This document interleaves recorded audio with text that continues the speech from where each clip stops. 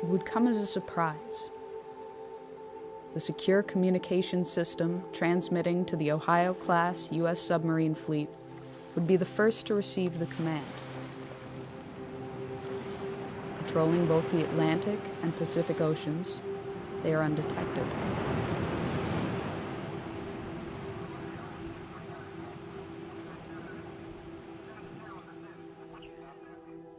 Fourteen of the 18 warships are equipped with 24 Trident missiles each, Trident 1s and Trident 2s. The remaining 4 are armed with 154 Tomahawk cruise missiles, which can be outfitted with nuclear warheads. The fleet as a whole represents half of the United States' strategic thermonuclear capability. A single Trident II missile is equipped with up to 8 nuclear warheads aboard a multiple independently targetable re-entry vehicle, or MIRV. A single W-88 warhead delivers the equivalent of 475 kilotons of TNT. In the case of a full deployment, the United States could unleash over 400 such missiles with between 6 and 8 warheads each.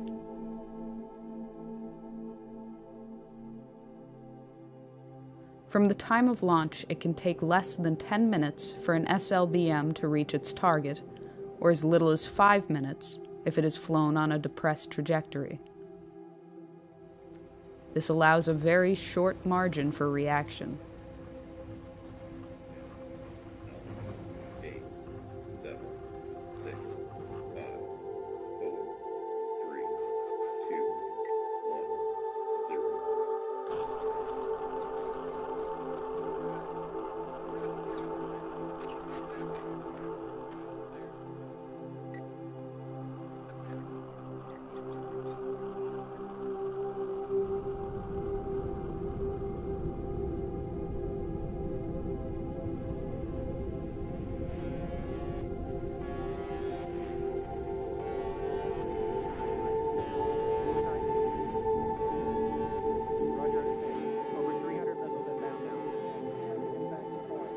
Early warning radar systems in Russia, China, and elsewhere immediately detect the missile plume.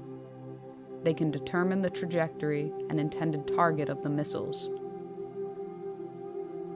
Minutes fracture into seconds. This is not a test. This is not scheduled.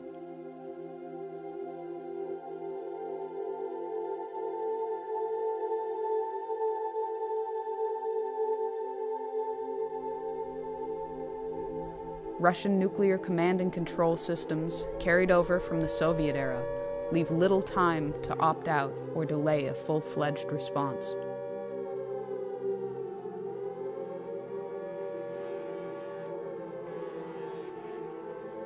Within 50 seconds, the missile has peaked above the Earth's atmosphere. It reaches its top speed. The engine drops off. The bus releases multiple warheads as well as decoys. The radar systems on the ground are overwhelmed and unable to differentiate the two when they are in post-boost phase. Re-entering the atmosphere, the decoys burn off, and the warheads enter their terminal phase.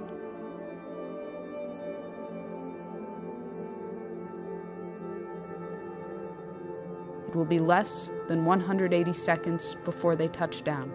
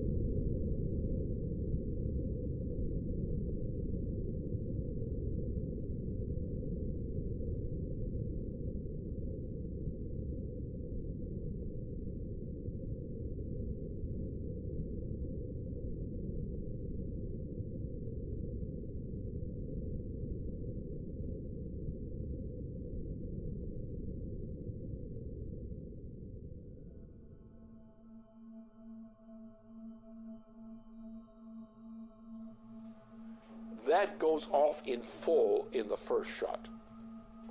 Now you have in the submarines, you have the warheads you have not yet discharged.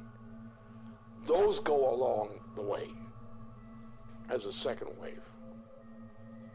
After that, you're pretty much out of weapons. After which, most everybody is dead. Most logistical systems are dead, non-functional. You have a situation where the effect of this kind of firing creates a continuing effect which may go for several years. Now, instead of having one bomb, which is it's a nuclear super bomb with thermonuclear implications. Now, imagine you have the same kind of thing or less, and you have not one big bomb. You have a whole barrage of such things. The exchange involves Russia. It involves China, which has a very significant thermonuclear arsenal. It implicitly involves India. It involves the United States. It involves the extermination, virtually, of Western Europe.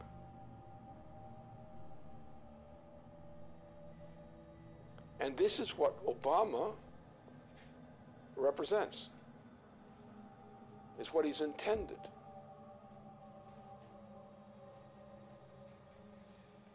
This is the end of civilization.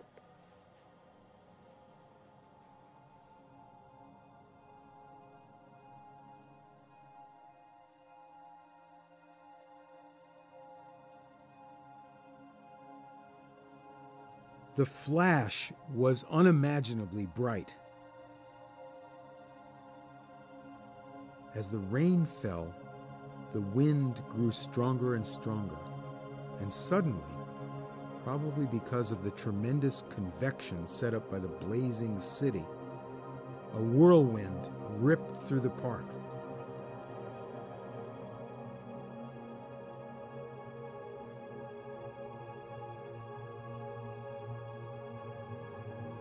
They all felt terribly thirsty, and they drank from the river.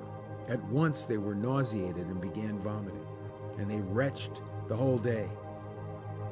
Others were also nauseated, probably because of the strong odor of ionization and electric smell given off by the bomb's fission. It was very crowded, and to distinguish the living from the dead was not easy, for most of the people lay still with their eyes open. You reached down and took a woman by the hands, but her skin slipped off in huge glove-like pieces.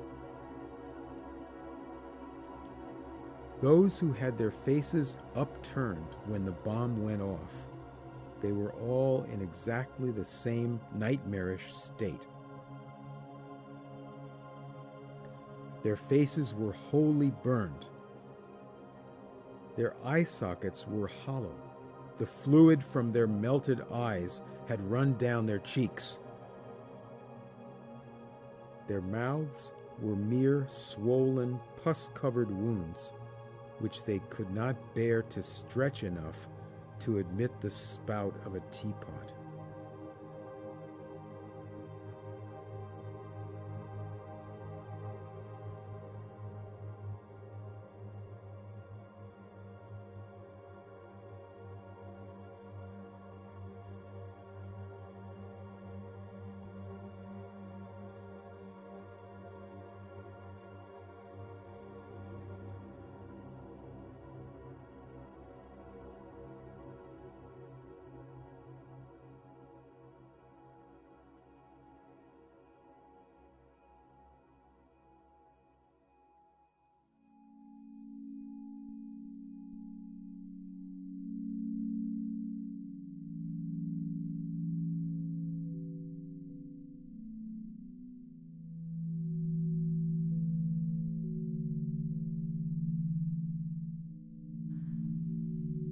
The current world population is 7 billion persons.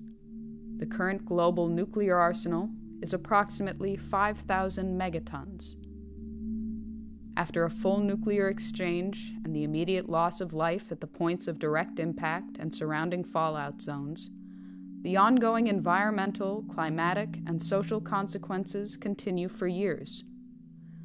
The dust and soot picked up from fires, burning cities, and other target sites has been compared to a volcanic eruption, but far more long-lasting. A regional nuclear conflict, employing only 0.3% of the global nuclear arsenal, would potentially result in 1 to 5 million metric tons of black carbon that would be spewed into the Earth's atmosphere.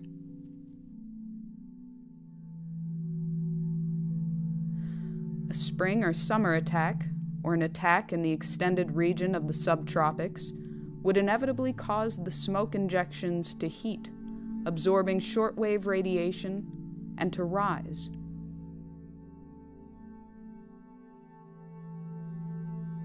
Within a week, what is not washed out immediately in black rain has risen through the troposphere and into the upper stratosphere, where it will remain for many years.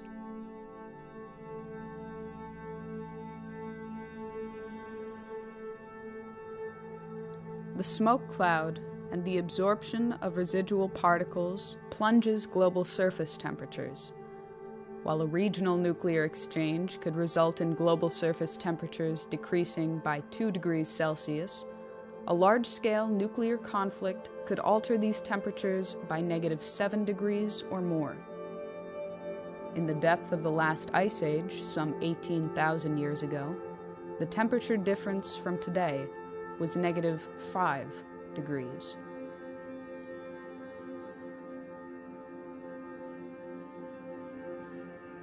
Famine for billions of people far from the target zones would be the result of a -2 degree change.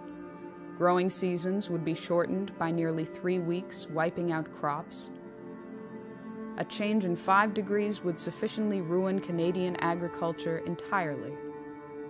If world grain reserves were not destroyed in the initial exchange, reserves would last for 71 days, with little, if any, means of transportation.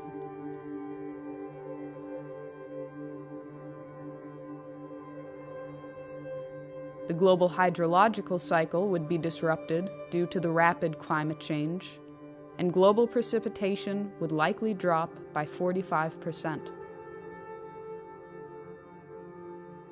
The total integrated dose of radiation to living things could reach up to half the level of lethality for human beings, even in regions of the world outside the war latitudes. If nuclear installations were targeted, including plants, fuel cycle installations, and waste dumps, and nuclear materials were vaporized, it would create a very long-lasting impact on survivors.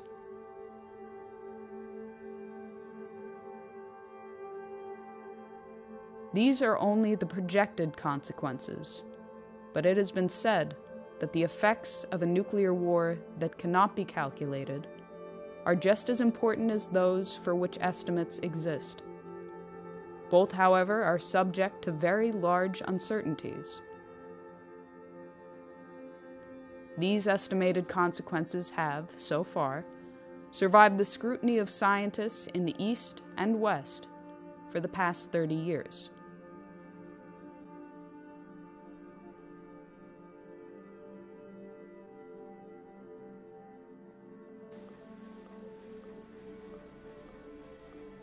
This is a full-scale commitment to an attack on the entire Eurasian continent, especially the Asian side.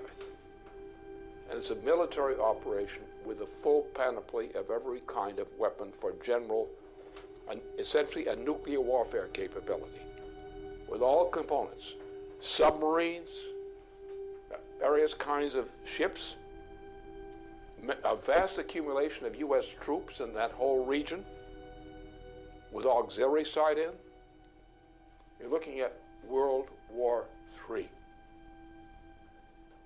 and nothing less than that.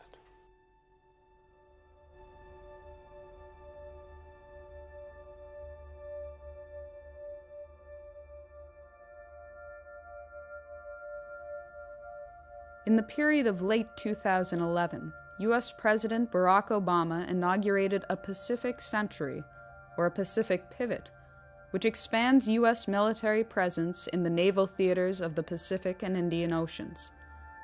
This expansion has been seen as an attempt to contain China and erode its regional sovereignty by building up a presence in bordering territories.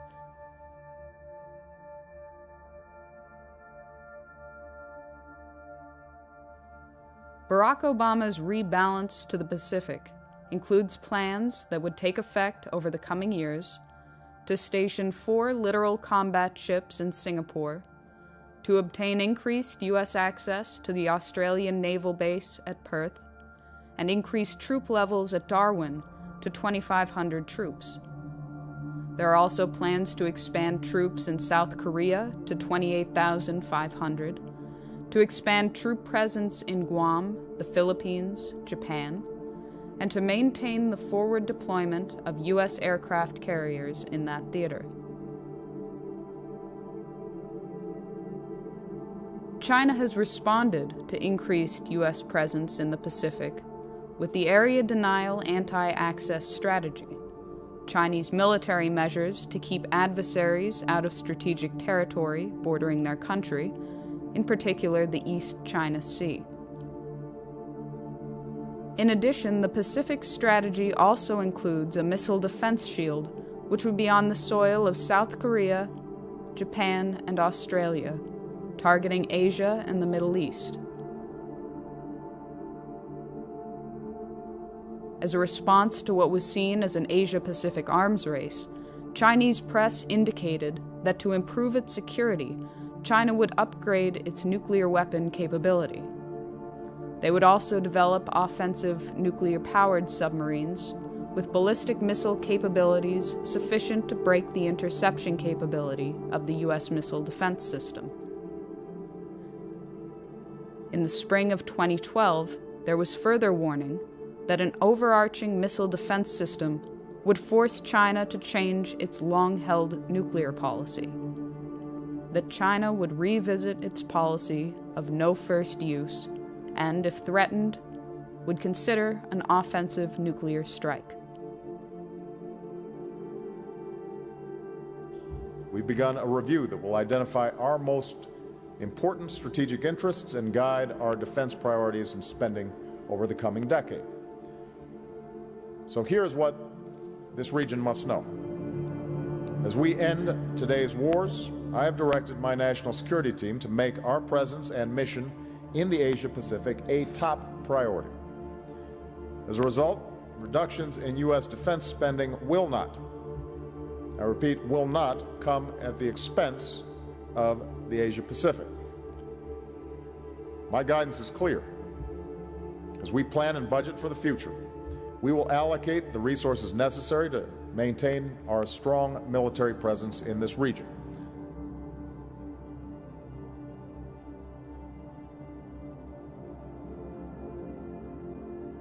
Since the 2009 inauguration of the Obama administration, plans for the European phased adaptive approach have continued and escalated in spite of Russian offers of a joint ABM system.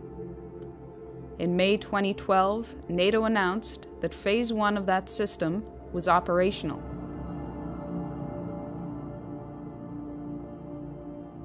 Phase 1 includes the deployment of ballistic missile defense systems along the perimeter of Russia. As part of Phase 1, the United States has deployed a missile defense radar to Turkey. As of March 2011, an Aegis ship with BMD capabilities was deployed to the Mediterranean Sea, where it currently maintains a presence. An agreement was reached with Romania to host a U.S. land-based BMD interceptor site. Agreements were also reached with Poland to host a similar site. The existing naval facility in Rota, Spain, also agreed to host 4 U.S. Aegis destroyers, each with BMD capabilities and equipped with Tomahawk missiles able to deliver both conventional and nuclear warheads.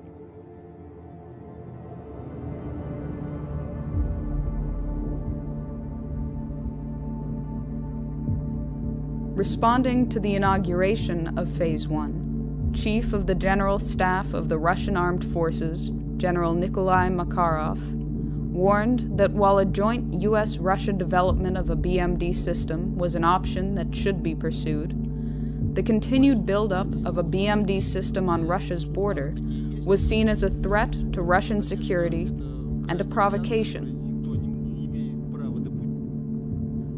The military would, therefore, consider a preemptive strike against the sites from Kaliningrad using Iskander missiles, truck-mobile, nuclear-capable tactical missiles with a range of up to 400 kilometers. Размещение новых ударных вооружений на юге и северо-западе России. Для огневого поражения комплексов противоракетной обороны, включая развертывание ракетного комплекса «Искандер» в Калининградской области, представляет собой один из возможных вариантов разрушения инфраструктуры ПРО в Европе. С учетом дестабилизирующего характера системы ПРО, а именно создание иллюзии нанесения безнаказанного разоружающего удара, принятие решения об упреждающем применении имеющихся средств поражения будет приниматься в период обострения обстановки.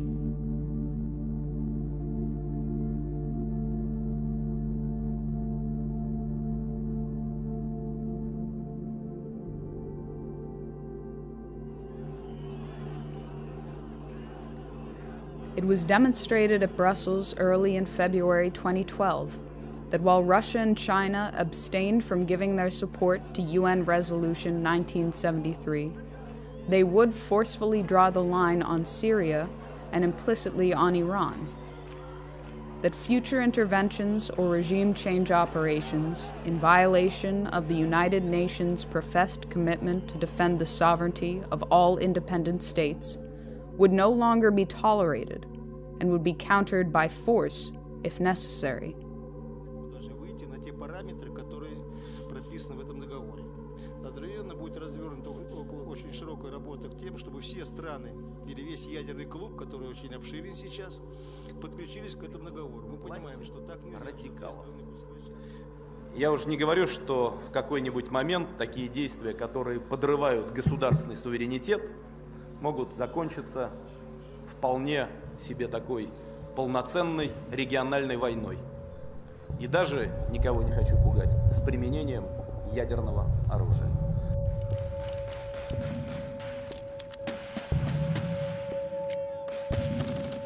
In a speech before the 18th General Assembly of the United Nations, President John Kennedy warned even little wars are dangerous in a nuclear world.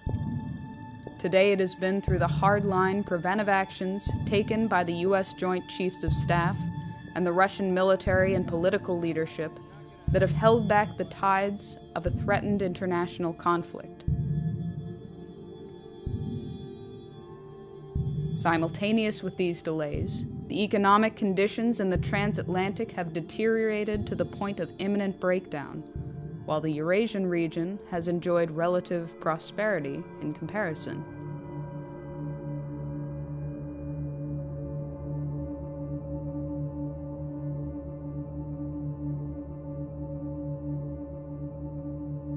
Since the hyperinflationary measures started in 2008 and continue unabated to this day, the transatlantic economies are in ruins and no longer maintain the semblance of economic power they had 30 years ago. Similarly, NATO no longer maintains the military power it had during the Cold War.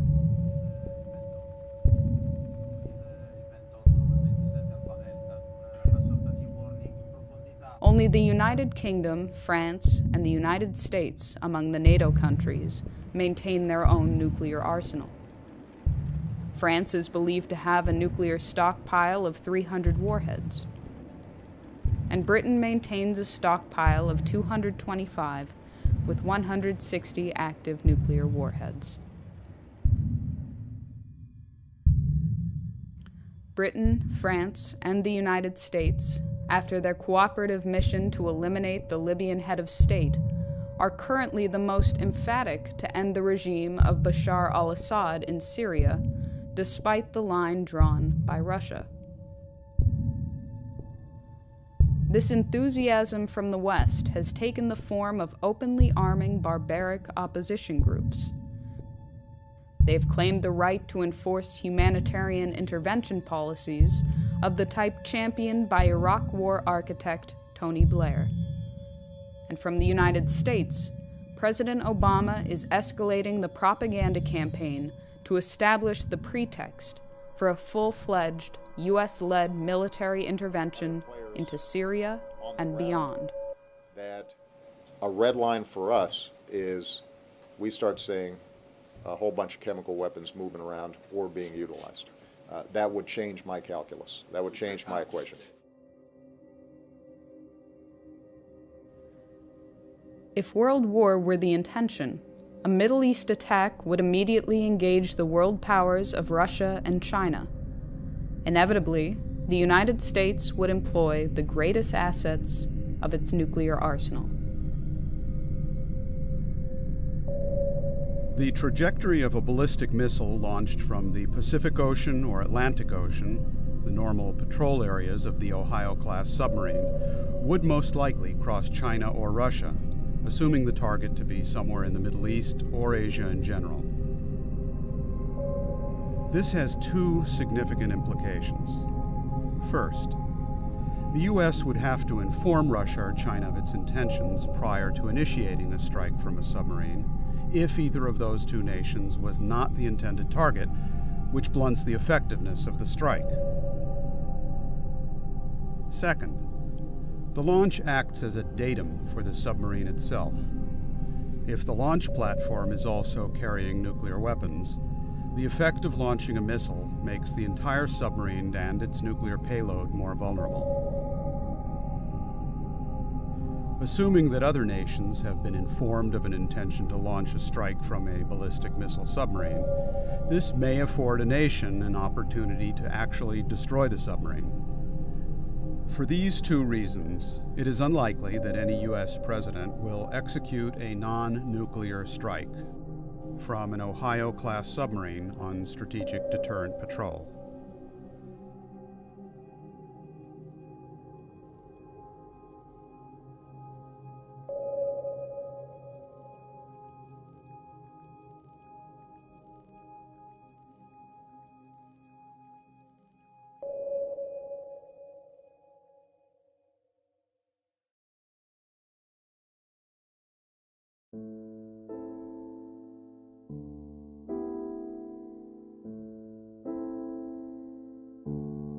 At the commencement of the August 1983 Erice Conference on the technological basis on which to build peace, Chairman Antonino Zikiki spoke of the consequences to humanity and the planet as a whole if a personality came on the scene foolish enough to provoke a worldwide thermonuclear confrontation. He warned that in history, fools have never been lacking. Sooner or later, in 10, 20, or maybe 100 years, a fool will come forth. When the fool appears on the scene, mankind will find itself with hundreds of millions of dead, with the ozone layer destroyed by 50%, with the average temperature of the planet lowered by at least 7 degrees, with an enormous amount of radioactivity about, and with mountains of ashes instead of the vast treasures accumulated in centuries of laborious and intelligent activity in all parts of the world. When dealing at the level of thermonuclear war, these decisions ultimately fall to the personalities of the heads of state involved.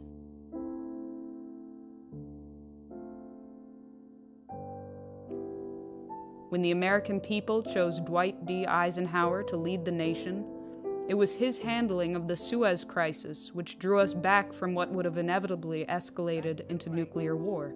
Is the language of atomic warfare. When the American people selected John F. Kennedy to be commander-in-chief, it was his commitment to survival and progress and peace that guided his hand in dealing with Soviet Premier Nikita Khrushchev in Cuba, in Berlin, and in securing a nuclear test ban treaty.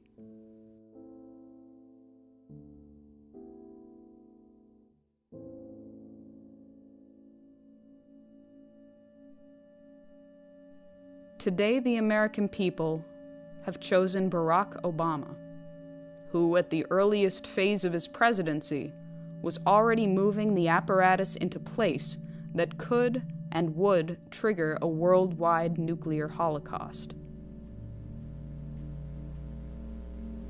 Obama, on his part, is clinically insane.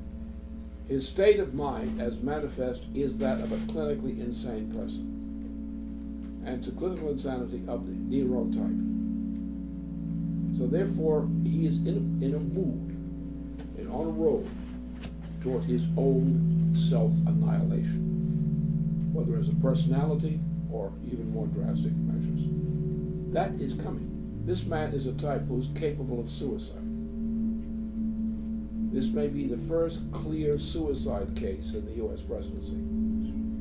He's in the direction of getting there. Whether he actually gets there, the fact remains he's now developing rapidly in that direction.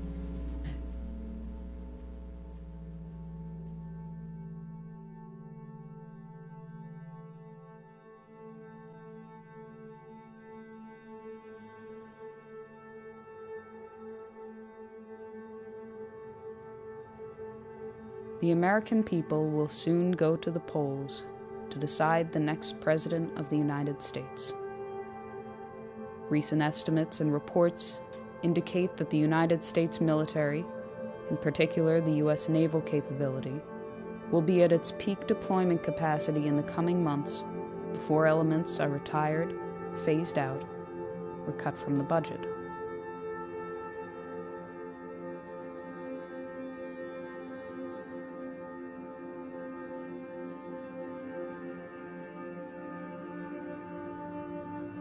If ever there were a time to launch an attack, it would be now, in these coming months.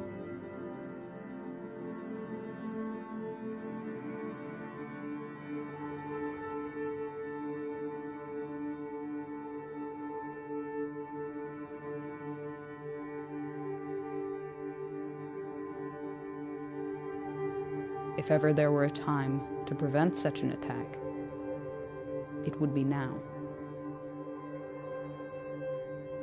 before the consequences of the November 6 election.